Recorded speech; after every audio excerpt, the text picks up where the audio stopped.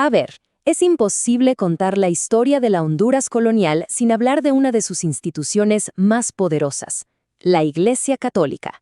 Así que hoy vamos a desentrañar justamente eso, cómo la fe y el imperio se unieron para moldear una nación entera. Miren, cuando uno ve estas estructuras tan impresionantes como la Catedral de Comayagua, lo primero que se viene a la mente es la fe, ¿verdad? Pero, ¿y si estas paredes contaran también una historia de poder, de mucha riqueza y de una estrategia imperial súper calculada? Bueno, eso es justo lo que vamos a descubrir. Ok, entremos en materia. Para entender la colonia, pero de verdad, hay que ir al corazón del asunto, a su fundamento, esa alianza, casi una fusión, entre la corona española y la Iglesia Católica. Piénsenlo así. Desde el día 1, la conquista fue como una moneda con dos caras. Por un lado, la corona, que quería más territorio y, claro, todo el oro posible. Y por el otro, la Iglesia, con su misión de salvar almas. No es casualidad que ya en el segundo viaje de Colón, los reyes ordenaran que fueran sacerdotes.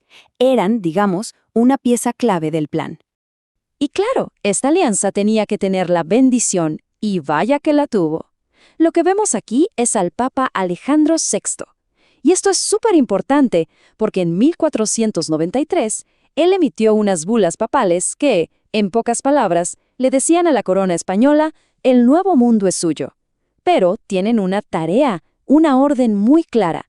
Tienen que llevar sacerdotes y expandir el catolicismo. Así de simple.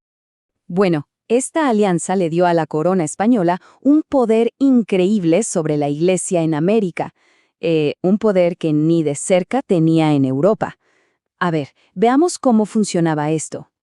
La palabra clave aquí es Real Patronato. Imaginen que es como un permiso VIP que le dio el Papa al rey.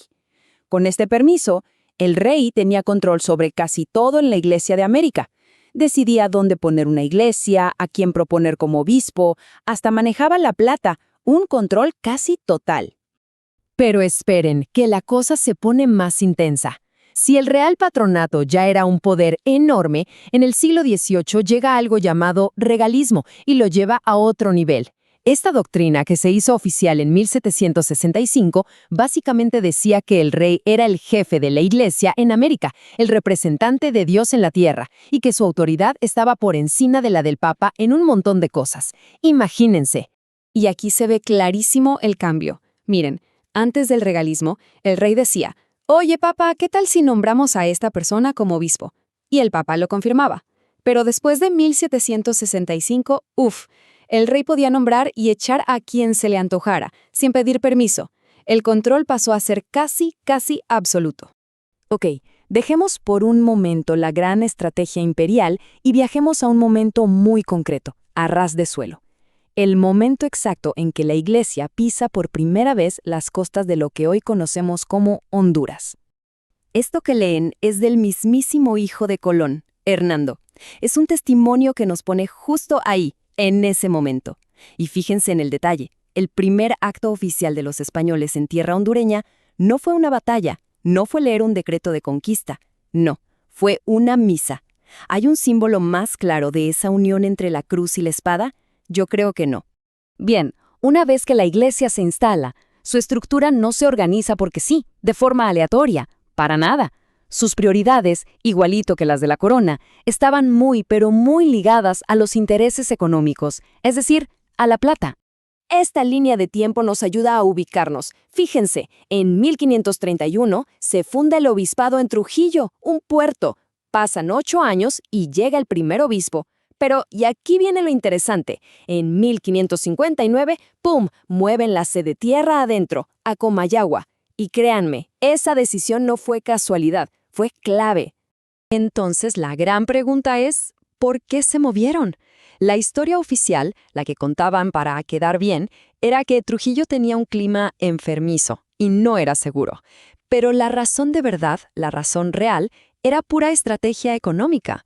Comayagua estaba cerquita de las minas de plata que estaban en pleno auge, y además de donde vivía la mayoría de la población indígena, que era la mano de obra y la que pagaba tributos.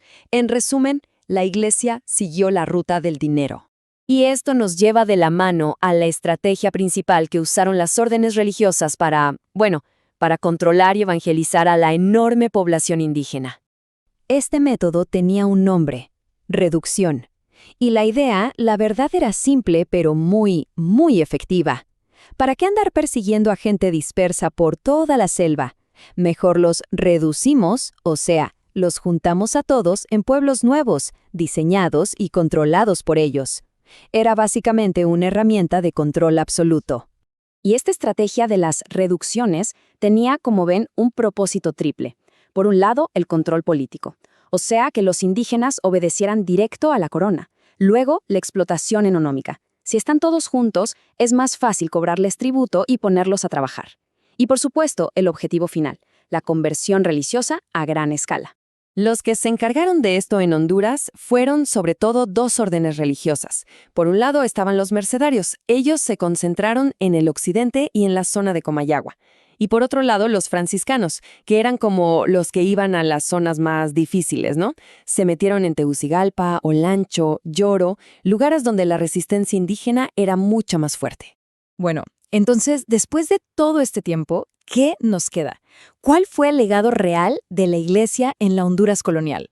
La respuesta no es nada sencilla. Es, por decirlo suavemente, bastante compleja. Si vemos estos puntos, nos damos cuenta de que la Iglesia jugó un doble papel. Por un lado, fue un instrumento clave para afianzar el poder español y para someter a los pueblos indígenas. De hecho, sus parroquias definieron las nuevas fronteras del territorio. Pero, al mismo tiempo, generó un montón de conflictos por el poder, peleas entre las propias órdenes y con las autoridades del gobierno. Pero, y esto es muy importante, junto a esa realidad tan dura, también hubo creación cultural. Miren esta iglesia, una verdadera joya barroca en San Manuel de Coloete. Fue construida en una zona súper remota. Es la prueba de que esa fe, aunque fue impuesta, también dio vida a un arte y una arquitectura que, increíblemente, siguen en pie hoy en día. Y todo esto nos lleva a una última reflexión, una pregunta que queda flotando en el aire. Cuando vemos esta historia, donde se mezclan la fe y el poder, la creación y el sometimiento, es inevitable preguntarse, al final de cuentas, ¿cuál es el verdadero precio de la civilización?